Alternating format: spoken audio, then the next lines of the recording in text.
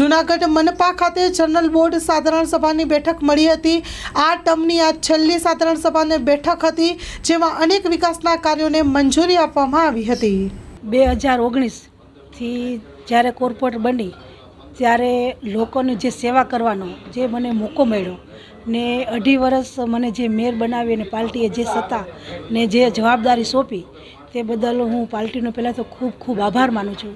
મારા મુખ્યમંત્રી, અમારા અધિકારીઓ ગણ, અમારા પાર્ટીના જેટલા વરિષ્ઠ આગેવાનો છે એનો બધાનો ખૂબ ખૂબ આભાર માનું છું। સાથે સાથે બાબા સાહેબને વંદન કરું છું કે આ જોગવાઈથી આજે જે મને 2.5 વર્ષ શાસન મળ્યું, જે લોકોની સેવા કરવાનો મોકો મળ્યો, તો એમાં મને ખૂબ સારો અનુભવ પણ થયો છે। લોકોના કામ કરવાનો જે મને મોકો મળ્યો તે બદલ હું ખૂબ પોતાની જાતને ખૂબ મને પણ ગર્વ થાય છે કે મને આજે આ હોદ્દા પર બેસાડી અને લોકોના જે પ્રોબ્લેમ હતા, નાના નાના માણસોના જે પ્રોબ્લેમ હતા તે મારી પાસે આવીને રજૂઆત કરતા હતા, એનું જે મારાથી થઈ શક્યું તે મેં એનું સોલ્યુશન કરી અને લોકોને થોડો ઘણો સંતોષ પણ આપી શકી છું।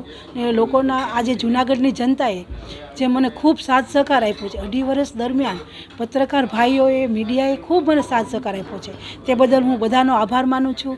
સાથે અમારા કોર્પોરેટરશ્રીઓ કે જે 2.5 વર્ષ સુધી મારી સાથે જ ઊભા રહ્યા છે, મારા પદાધિકારીઓ, મારા ગિરીશભાઈ છે, મારા મોટા ભાઈ સમાન મારા હરેશભાઈ છે, મારા કિરીટભાઈ છે, અરવિંદભાઈ છે, તેમજ અમારા શહેર પ્રમુખ શ્રી પુનિતભાઈ, તેમજ મારા મોટા ભાઈ સંજયભાઈ ધારાસભ્યશ્રીએ પણ ખૂબ સાથે મળી અને આ ટર્મમાં મને જે સાથ સહકાર આપ્યો છે તે બદલ હું બધાનો આભાર માનું છું। અને જે કોઈ 2.5 ટર્મ જે મેં શાસન કર્યું છે એ નિર્વિઘ્ન કોઈ પણ જાતના વાદ વિવાદ વગર પૂર્ણ કરેલું છે, તે બદલ બધાનો ખૂબ ખૂબ આભાર માનીશ। વંદે માતરમ, ભારત માતા કી જય।